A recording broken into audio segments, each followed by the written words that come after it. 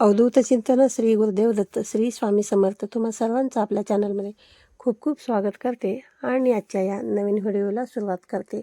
बघा, आज आहे 6 नोव्हेंबर 2024 आणि आजच्या दिवशी आहे पांडव पंचमी. बघा, या पांडव पंचमीला बघा कार्तिक महिन्याची पंचमी तिथीला पांडव पंचमी साजरी केली जाते. व्यासाने लिहिलेल्या महाभारतानुसार याच दिवशी कुरुक्षेत्रामध्ये पांडवांनी कौरवांना हरवून हस्तिनापुरतीवर विजय मिळवला होता अशी मान्यता आहे. याच पांडव पंचमीचे महत्त्व आणि या दिवशी काय महत्त्वाचा उपाय करायचा आहे आजच्या या व्हिडिओमध्ये आपण जाणून घेणार आहोत. पण त्याआधी तुम्ही जर चॅनलवरती नवीन असाल तर चॅनलला नक्की सबस्क्राईब करा आणि असेच नवनवीन आणि माहितीपूर्ण व्हिडिओ पाहण्यासाठी आपल्या चॅनलला नक्की सबस्क्राईब करा आणि बेल आयकॉन देखील प्रेस करा, जेणेकरून यापुढे येणारे नवनवीन व्हिडिओंचे नोटिफिकेशन तुम्हाला येतील आणि तुमचा एकही व्हिडिओ मिस होणार नाही. कार्तिक महिन्यातील शुक्ल पंचमी हा दिवस बघा जेव्हा पांडवांनी भगवान श्रीकृष्णांचे कौरवांचा पराभव केला होता, तो दिवस पांडव पंचमी म्हणून साजरा केला जाऊ लागला. पांडूसारखे पुत्र मिळावेत म्हणून यासाठी या दिवशी बघा श्रीकृष्णासह पांडवांची देखील पूजा केली जाते. अशीही मान्यता आहे की ती 100 पटीने श्रेष्ठ असली तरी बघा अर्थातच पांडवांचा सप्तप्रवृत्ती त्यावरती विजय मिळवू शकते. हा दिलासा देणारा हा दिवस आहे, म्हणूनच या दिवशी पांडवांचे स्मरण पूजन करायचे असते असे सांगितले जाते. यंदा पांडव पंचमी बुधवार दिनांक 6 नोव्हेंबर 2024 रोजी आहे. पांडव पंचमीला कड पंचमी किंवा ज्ञानपंचमी असंही म्हटलं जातं. दिवाळी झाल्यावर म्हणजेच कार्तिक महिन्यातील 5व्या दिवशी पांडव पंचमी साजरी केली जाते. आता आपल्याला प्रश्न पडला असेल की पांडव पंचमी नेमकी का साजरी केली जाते, तर पांडवांनी कौरवांवरती विजय मिळवला होता तो दिवस म्हणून पांडव पंचमी म्हणून साजरी केली जाते. शिवाय बघा, लग्न झालेल्या आणि संतती प्राप्तीसाठी स्त्रिया आपल्या घरासमोर शेणाच्या गोळ्याचे 5 पांडव मांडत असतात. प्रत्येक पांडवांची पूजा करून त्यांच्यासारखे गुणी बाळ व्हावे म्हणून आराधना करत असतात. पांडव पंचमीची सविस्तर माहिती आणि पूजाविधी महत्त्व आपण जाणून घेऊया. त्याच आख्यायिका काय आहे हे सुद्धा आपण सविस्तर जाणून घेऊयात. बघा, व्यासांनी ना महाभारतानुसार हस्तिनावरती तिच्या सिंहासनावरती कौरवांचे पांडवांचे युद्ध झालं होतं ते सर्वज्ञ आहेत. त्यावेळी बघा श्रीकृष्णाच्या मार्गदर्शनाखाली पांडवांनी लढाई केली. राहायला छप्पर नव्हते, आई वडिलांचे छत्र नाही, पुरेसे मनुष्यबळ नव्हते, युद्धासाठी लागणारे शस्त्रही त्यांच्याकडे नव्हते. अशा परिस्थितीमध्ये सुद्धा कठोर परिश्रम करून हस्तिनावरती आपलं स्थान मिळवलं, स्वतःचं अस्तित्व निर्माण केलं. आपल्या गुणांच्या बळावरती पांडवप्रस्थांचं राज्य उभं केलं. त्याचबरोबर वनवासामध्ये आणि अज्ञातवासात जाऊन आल्यानंतर हस्तिनावरसारख्या प्रतिष्ठित सिंहासनावरती आवाहन करून भावांच्या विरोधात विचारांचा मतांचा आदर करत आपल्यातील एकजूट जी आहे तर ती कायम ठेवली. आपल्या आईचा प्रत्येक आदेश शिरोधार्थ मानला. आपल्यातील अन्यायाचे निराकरण केलं. अशी गुणी आणि विजयी मुलं आपल्यालाही व्हावीत म्हणून प्रत्येक आईची इच्छा असते. तर बघा, ती पांडव पंचमीच्या दिवशी पांडवांची पूजा करून गुणी आणि आज्ञाधारक आणि बलवान पांडवांसारखी मुलांनी आपली कुळ जी आहे तर ती उजळावी अशी प्रार्थना करत असतात. म्हणूनच प्रत्येक आईला बघा या दिवशी पांडवांची प्रत्येक आईने पूजा करावी असे सांगितले जाते. शिवाय जसं मी अगोदर सांगितलं की कार्तिक महिन्यामधील शुक्ल पंचमी हा दिवस अर्थातच दुष्ट प्रवृत्ती ती 100 पटीने जरी श्रेष्ठ असली तरी बघा पांडव अर्थातच सप्तवृत्ती त्यावरती विजय मिळवू शकते. हा दिलासा देणारा हा एक दिवस आहे, म्हणून या दिवशी पांडवांचे स्मरण करून पूजन करायचे असते असे सांगितले जाते. ही पूजा कशी करावी, तर बघा या दिवशी गाईच्या शेणांपासून पांडवांच्या मूर्ती बनवून त्यांची पूजा करायची असते.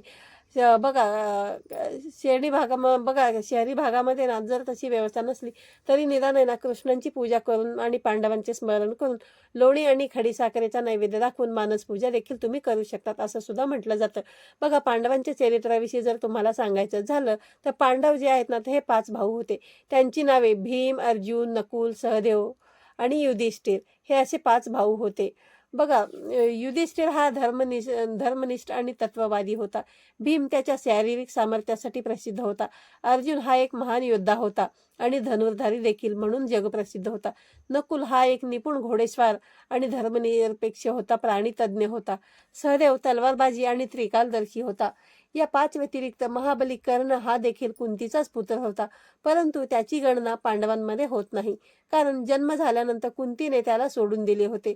त्यानंतर कालांतराने तो कौरवांना जाऊन मिळाला आणि त्यानेही बघा अन्यायाचा मार्ग जो आहे तर तो धरला होता, म्हणून पांडवांमध्ये त्याचा उल्लेख जो आहे तो कर्णाचा केला जात नाही. पांडवांच्या जन्माची कथा जर तुम्हाला सांगायची झाली तर 5 पांडवांमध्ये युधिष्ठिर, भीम आणि अर्जुन हे कुंती पुत्र होते, तर नकुल, सहदेव हे जे आहेत तर ते माद्रीचे पुत्र होते. या 5ही जणांचे पिता जे आहेत ना तर ते राजा पांडू असल्यामुळे त्यांना पांडव अशी ओळख मिळाली. पांडू राजाचे निधन झाल्यानंतर माद्री जी आहे तर ती सती गेली आणि 5ही पांडवांचा सांभाळ जो आहे तर तो कुंतीने केला. त्यामुळे ते कुंती पुत्र म्हणूनच ओळखले जाऊ लागले. भविष्य पुराणानुसार पांडवांचाही जन्म कलियुगामध्ये झाला होता असे म्हटले जाते. तर ते कसं, चला तर बघूया. वस्त्राज नावाच्या राजाचा मुलगा म्हणून त्याचे मल्लखांब म्हणून या नावाने भीमाचा जन्म झाला होता, जो वानर नावाच्या राज्याच्या राजा झाला होता. आणि अर्जुनाचा जन्म परिलोक नावाच्या राजाच्या पोटी झाला. त्याचं नाव ब्रह्मानंद होतं. कन्यानं बघा, खूप राज्याचं राज्यरत्न भानू यांच्या पोटी नकुलाचा जन्म झाला. त्याचे नाव लक्ष्मण होते. भीमसेन नावाच्या राजाच्या घरी सहदेवाचा जन्म झाला, देवी सिंह म्हणून झाला. बघा, दानवीर कर्णाचा जन्म तारक नावाचा राजा म्हणून झाला. असं म्हटलं जातं की धृतराष्ट्राचा जन्म पृथ्वीराज म्हणून अजमेरमध्ये झाला होता आणि द्रौपदीचा जन्म त्याची कन्या म्हणून झाला होता. तिचं नाव होतं वेलावत. पांडव पंचमीची आख्यायिका अशी बघा, महाभारतातील 2 महत्त्वाचे घटक म्हणजे पांडव आणि पांडव पंचमी म्हणजेच पांडवांचा विजय मिळवण्याचा दिवस. श्रीकृष्णाच्या मार्गदर्शनाखाली युद्ध करून अल्पसंख्याक बळ असूनही बलाढ्य अशा कौरव सेनेचा नायनाट केला. अशा ह्या पांडवांनी जगासमोर मोठा आदर्श उभा केला.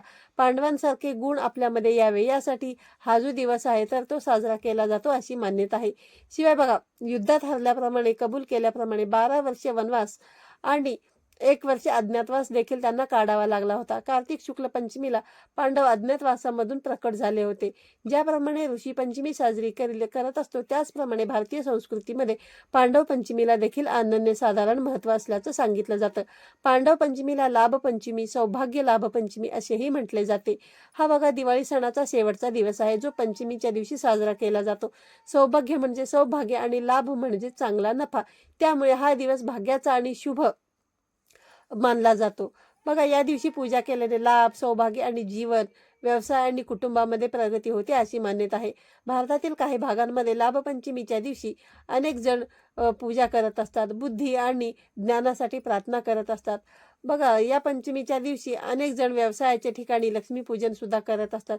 त्याचबरोबर लाभपंचमीच्या दिवशी गरजू लोकांना कपडे, मिठाई, पैसे आणि इतर आवश्यक वस्तूंचं वाटपही करत असतात. लाभपंचमीच्या दिवशी एकमेकांना व्यवसायांमध्ये त्यांना नफा व्हावा यासाठी शुभेच्छा देखील दिल्या जातात.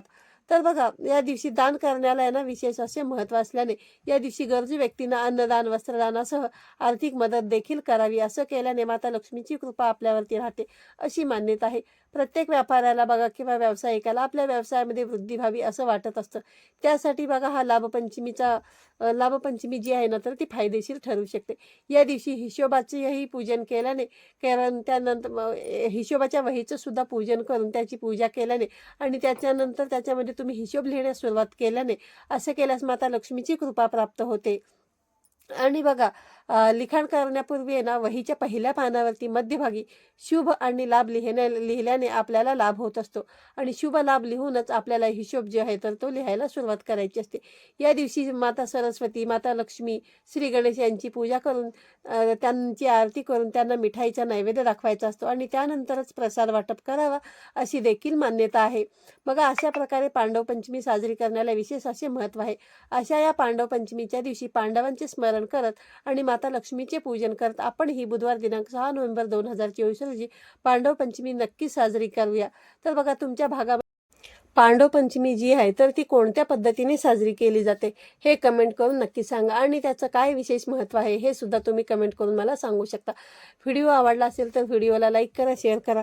पुन्हा भेटूया अशाच एका नवीन आणि माहितीपूर्ण व्हिडिओमध्ये आणि असेच माहितीपूर्ण व्हिडिओ पाहण्यासाठी आपल्या चॅनलला नक्की सबस्क्राईब करा. तोपर्यंत सर्वांना श्री स्वामी समर्थ.